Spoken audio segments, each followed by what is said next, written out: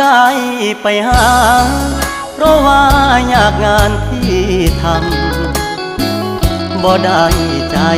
ดำยังคิดนำตัวน้องคือเก่า